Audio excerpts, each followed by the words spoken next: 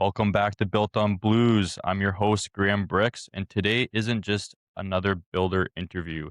It's a meeting of minds. I've got Jeff Wieland in the studio. Not only is he a third generation builder running a 65-year legacy at Wieland Builders, but he's also a fellow podcaster. If you haven't checked out the WB download, you're missing out. Jeff, welcome to the other side of the mic. Hey, thank you. Thanks for having me here. I appreciate it. Yeah, I'm excited to have this conversation. I listened to your episode on then versus now, and it struck me. Your grandfather started this 65 years ago. When you and your brother, Mike, took the reins, what was the hardest old school habit that you had to break to modernize the company? Yeah, so I mean, a little clarification there.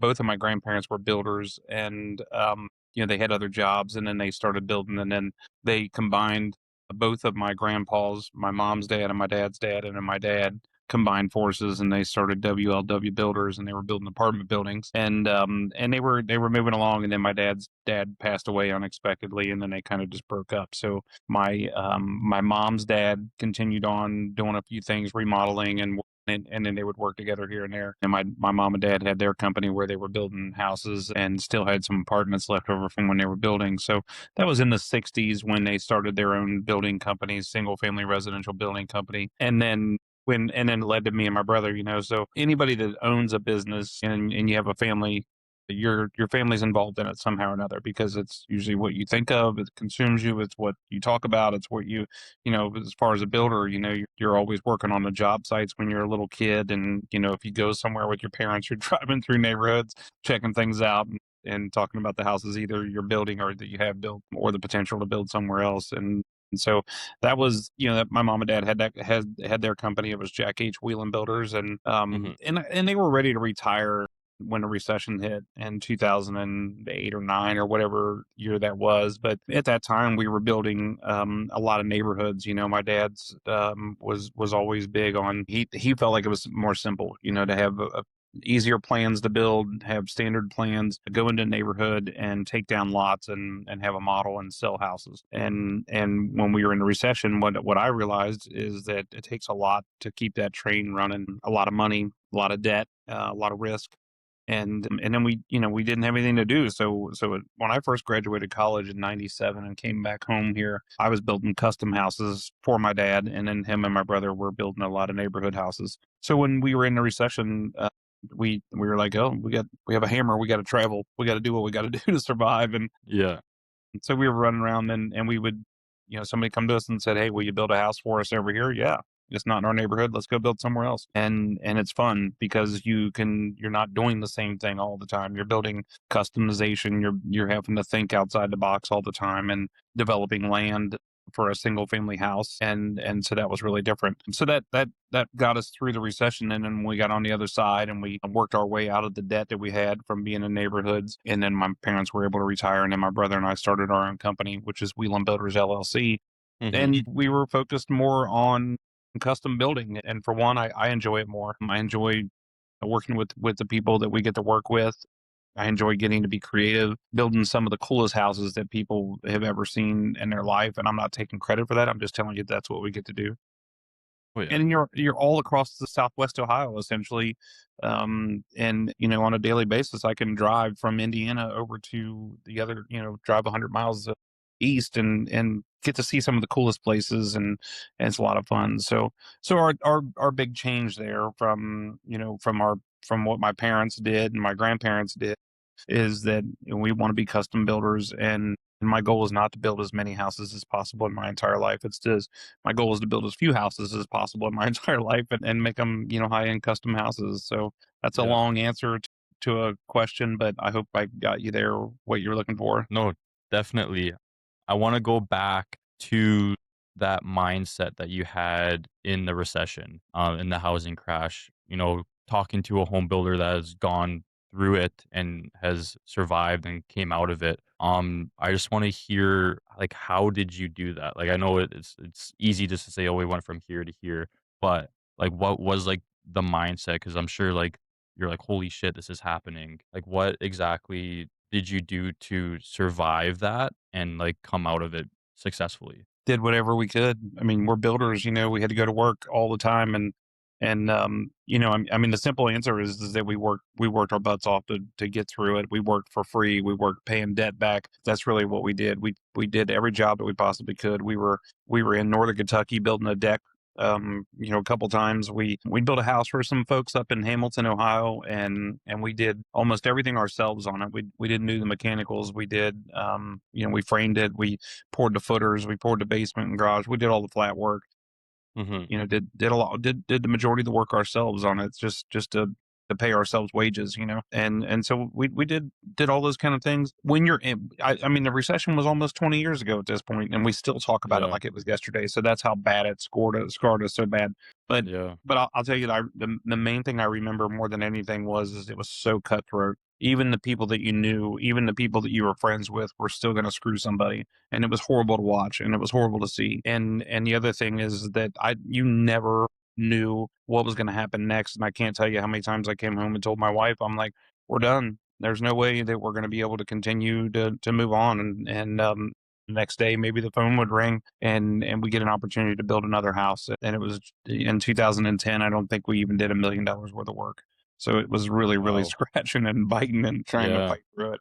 Well, no, that's especially to go for it for that long is incredible. Just something that I had in mind, I want to talk about just briefly. How important is it to have like people with you through those times? I know a lot of people say don't get into business with family and all that kind of stuff, but it seemed like that could have been actually like one of the best things ever is like making sure that you have that your wife with you and like that core foundation to like go through it with. It wasn't like just you yourself or it wasn't just you and like some other random business partner because I'm sure that would have been hard, but you had that family, that rock with you. How important was that piece of it during that time? Yeah, so, my brother and my dad and my mom were in the company with us together at that point in time, and so we were all fighting, for everything we could together, and, when we had to go to work, we had to go to work, but with my wife, she worked for another, builder, and unfortunately,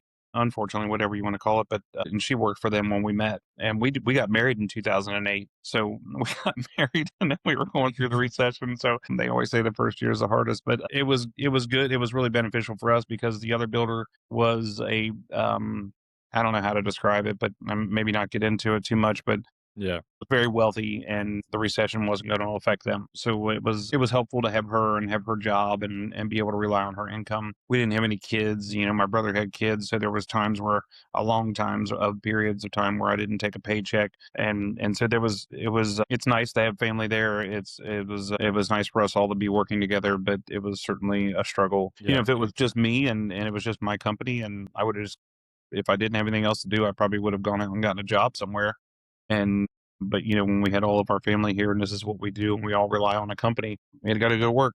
That's what we do. That's Yeah. what the No, building should that's be about is going to work. yeah.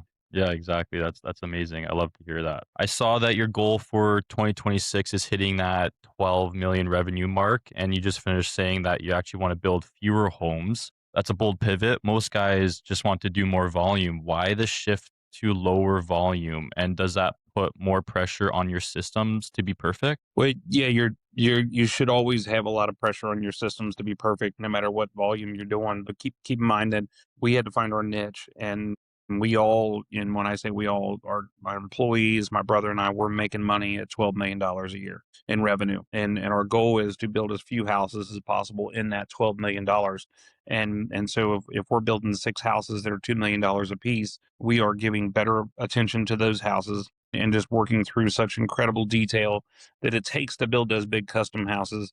We're giving our Mhm. customers a great experience, and I want them to have every almost everybody I talk to, if they build a house, they didn't have a good experience because it's a long time, it's a long relationship, and Yeah. those systems may be lacking in a lot of different places. But I want them to have a good experience, and I want their house to get the attention it deserves. And so we have supervisors that work for us, and each one of those supervisors, I don't want them building more than 3 houses at a time because these houses are so detailed and the amount of precision that you have on every single thing that you do, you have to build it on paper and then be able to build it out in the field. And I mean, every single day you have to wake up, double check every single thing that's going on in those jobs. And you can't do that if you're building 20 houses. And you can't do it if some of your jobs are 40 miles apart and you got a lot of windshield time in there, but you can't just be kicking them out like it's a machine. My goal is to build as high quality houses, give our customers a great experience, and that's really where it comes down to. Yeah, I feel like giving that customer that great experience, it really also comes down to that line of communication that you have with them, making sure it's as honest and transparent. I know that you guys built that incredible selection center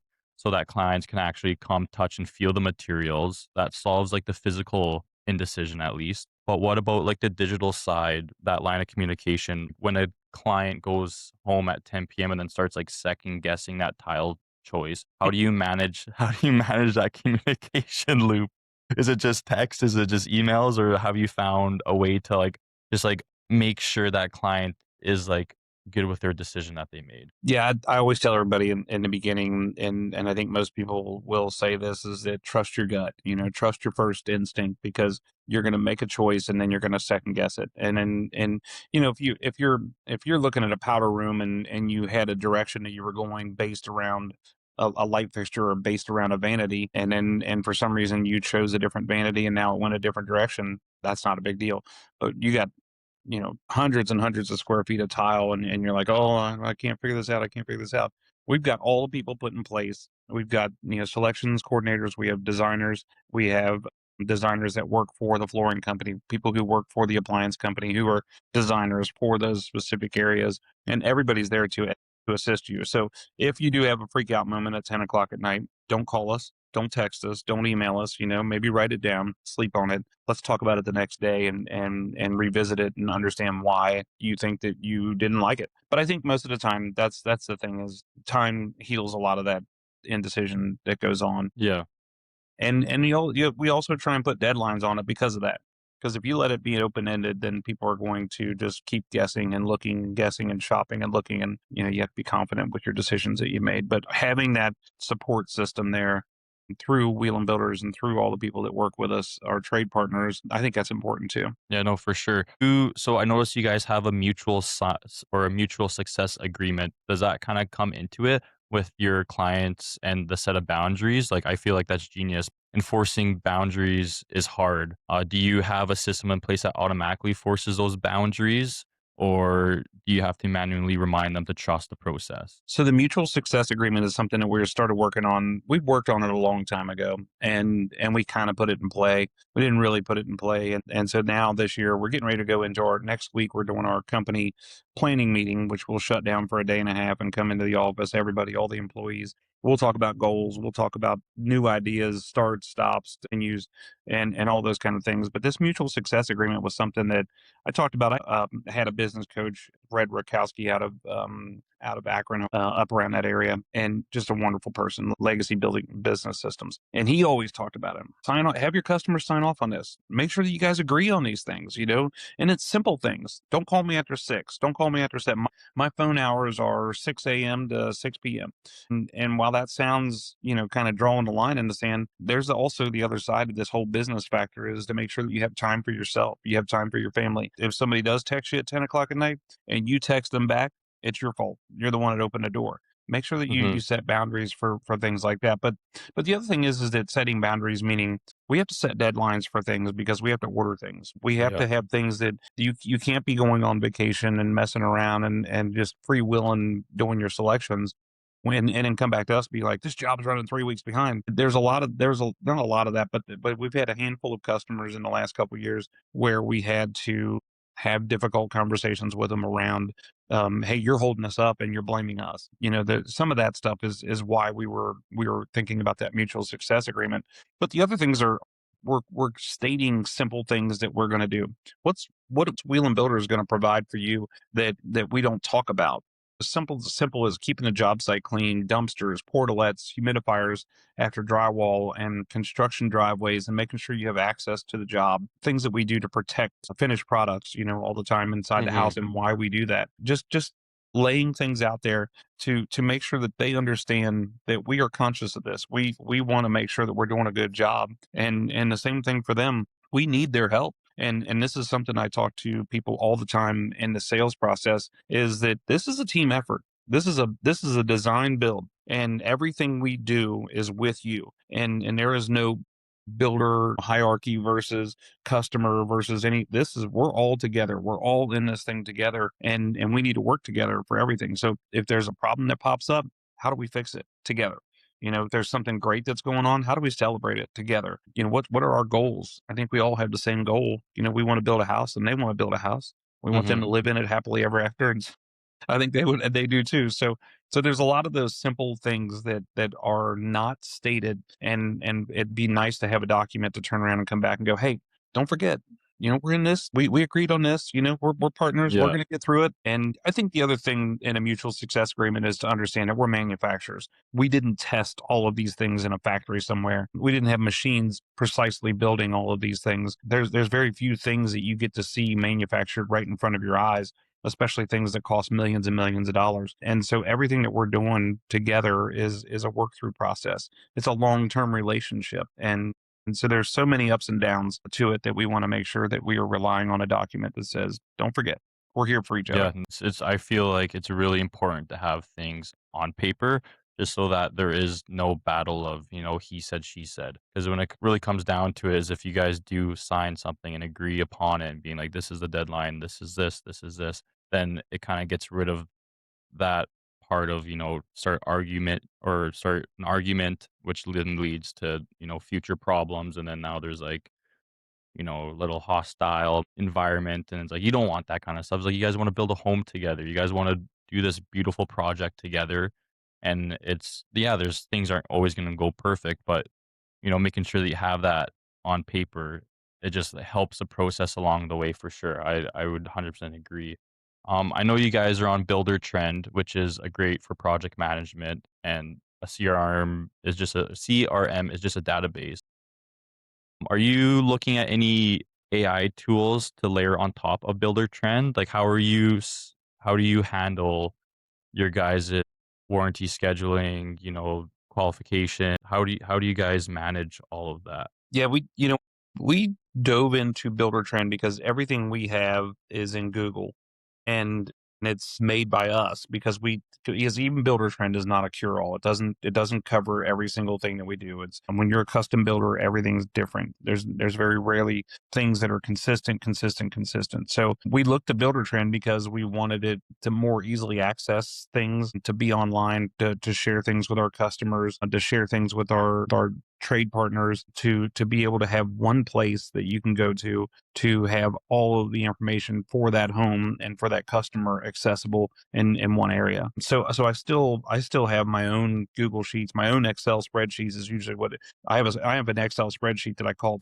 it's the entire gear of our company. But Builder Mhm, Trend is what we use for communication and to make it prettier when we're dealing with our customers and our trade partners. I I get this question a lot about AI, and I might just be behind times, but I haven't used it a lot. And I see the opportunities available. I see people playing with it a lot, but not necessarily mhm. using it for real. And I know that for the podcast, when we get somebody that we want to interview, I can enter in how to interview a plumber for residential construction on a podcast, and it'll kick out all these generic questions, and which is great if you want it to be like that. But I don't want my podcast to be asked and answered.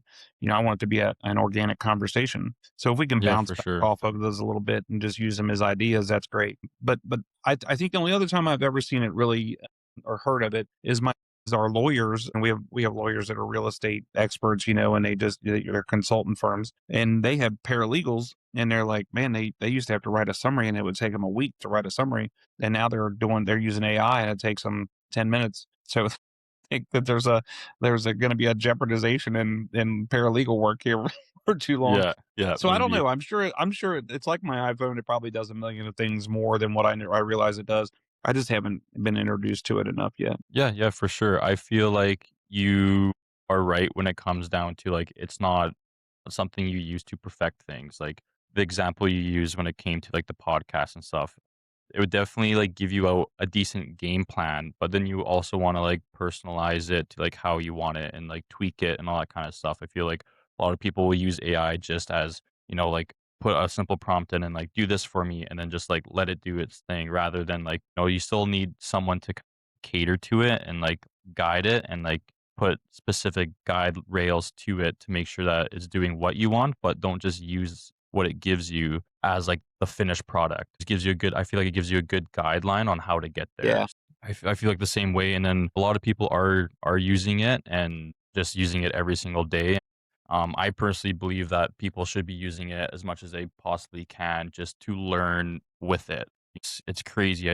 I look at my phone, it's like, oh my god, this new AI thing, and it does this, and this, and then the next day it'll be like, oh, it's updated, and then the next day it'll be like, oh, this new AI thing, and then updated. I'm like, holy shit! Like, how do people like stay on track with this kind of stuff? It's actually crazy to me how fast it's coming and all that kind of stuff. It's definitely easy to get overwhelmed with it all, and some people would be like, I like don't want to use it right now and all that kind of thing, which is like totally fine. But I do believe it is going to have a pretty solid place in our world in the end of 2026.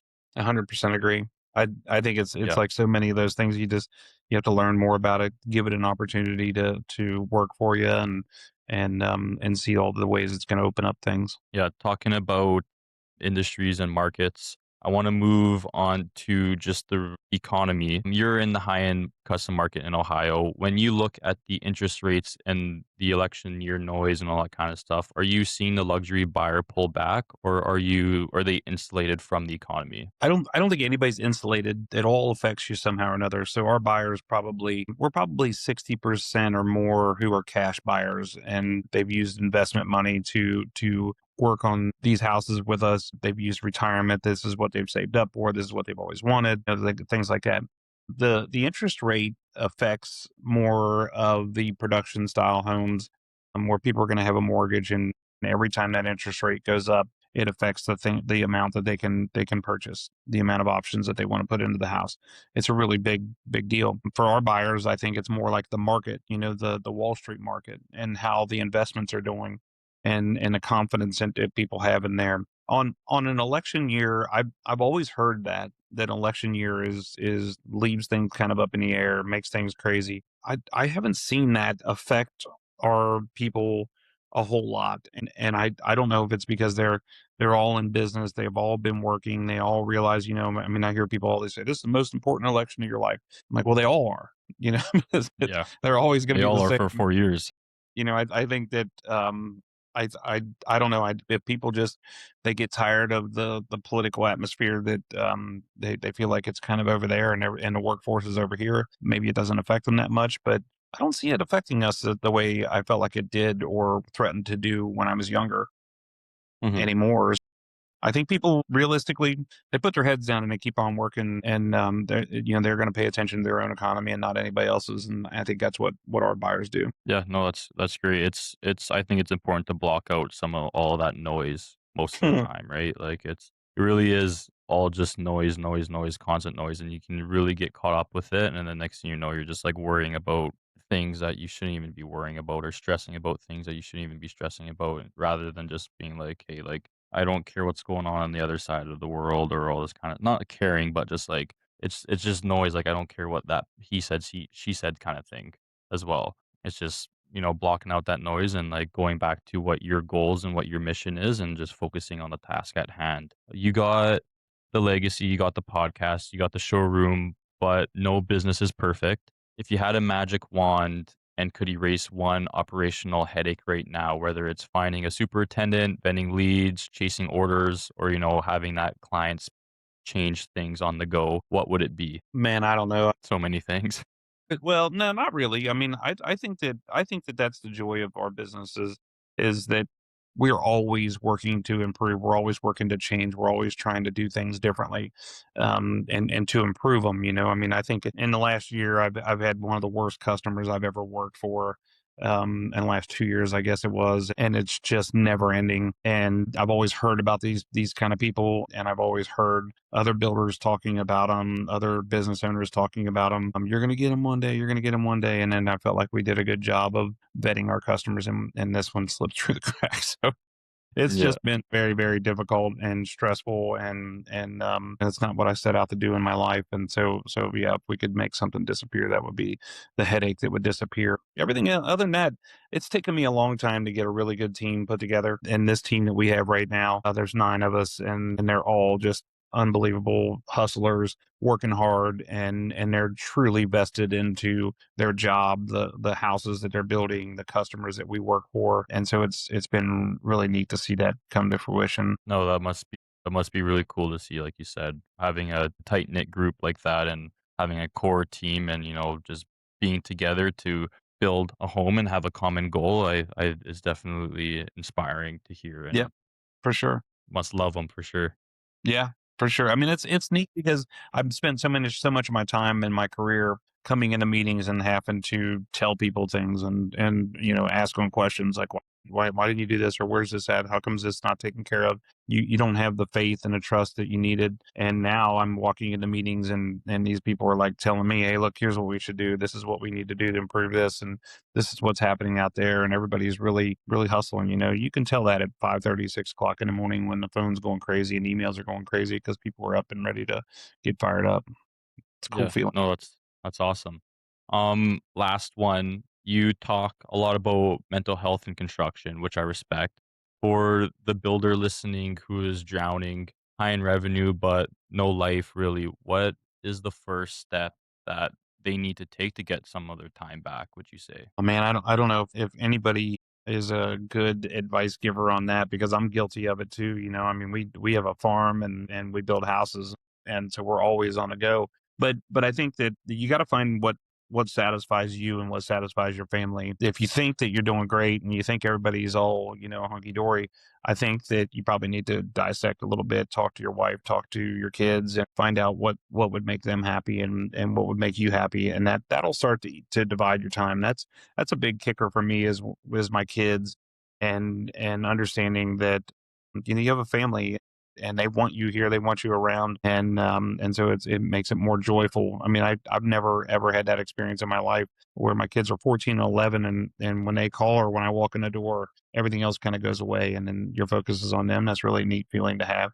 Mhm. And so when you get a taste of that, I think it kind of puts the hustle and the business a little bit on the back burner for the time being when you're with your family. So I think Yeah. it's boundaries, finding out what makes you happy, how can you relax, and how can you find good people to work for you to be able to keep that train moving. And all of what I've done, I realized that building houses and being a business owner, even though the business owner part of it kind of sucks sometimes, it's the hustle that drives me. I mean, it's really the hard work, the deep dive, the just drive to hustle all the time.